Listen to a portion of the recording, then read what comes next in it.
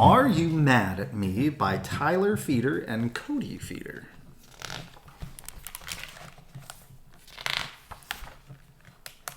Opal Feather loved her long neck. It helped her reach the highest branch, spot her friends in a crowd, and it looked great wrapped in her favorite scarf. But when Opal was anxious, her neck felt as wobbly as a spaghetti noodle. Her family lovingly called this the noodles and tried their best to help. Her mama reminded her she was brave. Her pops wrapped her in a snuggly hug, and her sisters told her it's the silliest jokes. If only getting rid of her worries were that simple. Today was one of Opal's favorite days of the year, the Feather family's annual soiree. Everyone pitched in to make it extra special. This year, it was Opal's job to pick up the triple-layer, double-crusted beet and berry tart from Mrs. Peanut Butter's bakery. The tart was a Feather family tradition. No soiree was complete without it. Opal already felt a little noodly. Picking up the tart was a big responsibility. Step by step, she ran through the routine that helped her stay calm before doing something new and scary. She wrapped her special scarf around her neck. She gave herself a pep talk in the mirror and took 3 deep breaths. She was on her way. As she walked along the path, she noticed a familiar set of spots up ahead. Was that her friend Henrietta? But just as Opal raised her wing to wave, the creature sped away. Why did Henrietta ignore her? A familiar lump grew in Opal's throat and traveled all the way down her neck until she was wobbly as a noodle. She called out to her friend, "Are you mad at me?" Henrietta rushed back to Opal with a confused look on her face. "Why would I be mad at you?" Opal sniffed. "You ran away when I waved," she said. I didn't even see you, silly," said Henrietta. "Today's my first day of track practice, and I was hurrying to get there early." "Oh," said Opal. "Well, have fun in practice." She continued on her way. Soon she found herself at the mouth of a deep, dark cave that led to the edge of the forest. She put on her trusty headlamp and ventured inside.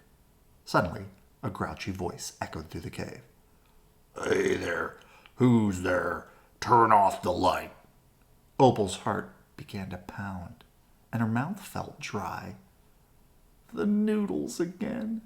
She quickly turned the lamp off and exclaimed, "Are you mad at me?" "Opal, is that you?" called the voice, now sounding much less grouchy. In the darkness, Opal could barely make out her friend Remington hanging above. "I'm not mad, I'm just nocturnal," they said. "Oh, sorry I yelled." "Oh, sorry I yelled. I get kind of cranky when I'm sleepy." "Whew," said Opal. "Well, sleep tight." The cave led out into a meadow filled with the most vibrant flowers Opal had ever seen. "I should pick some of these for the party," she thought, and got to work. As she bent down to pluck another blossom, a tiny voice shouted, "Hey, miss, I'm working here." Oh no, throat tight, neck wobbly, legs like jelly. Opal felt it again, even quicker this time. She dropped the flower and blurted, "Are you mad at me?" "Of course not. I'm just really busy," buzzed Hank the honeybee, peeking out from behind a petal. "I'm on the job. I've got to fill this honey order for Miss Peanut by sunset." "Well, I'm heading to Miss Peanut's bakery right now," said Opal. "What a coincidence."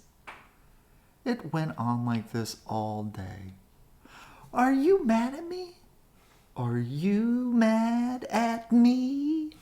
Psst, are you mad at me? Are you mad at me?" Are you mad at me? Are you mad at me? You're not mad at me, are you? Again and again, the noodles crept back.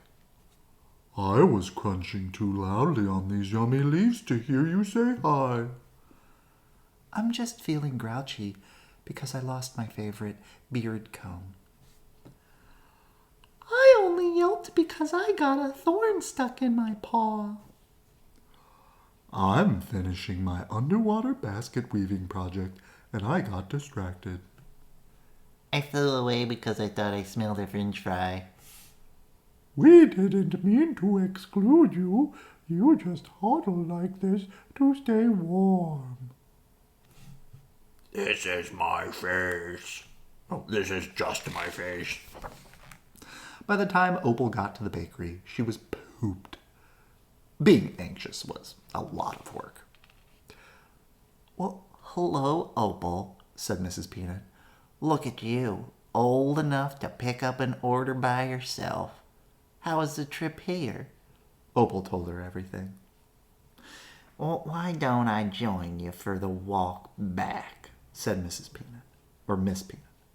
I'd be leaving for the party soon anyway. You know, said Miss Peanut, as they strolled side by side, when I first opened my bakery, I constantly worried that customers were mad at me. It turned out most of them were just hungry. Opal giggled.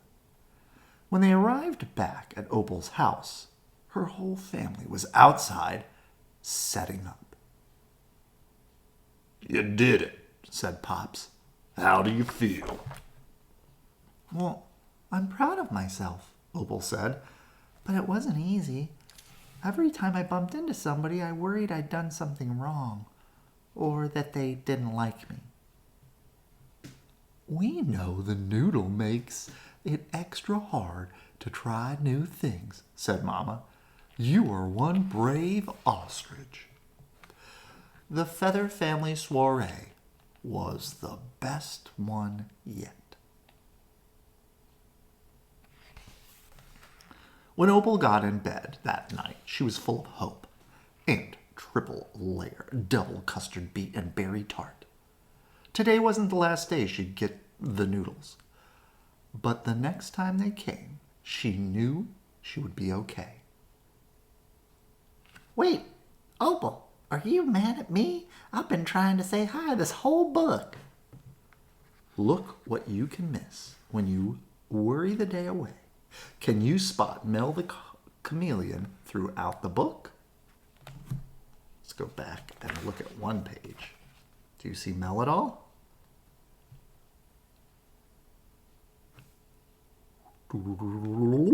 There he is. Yeah, you can go back and look for Mel throughout the book. All right. Good night. I love you.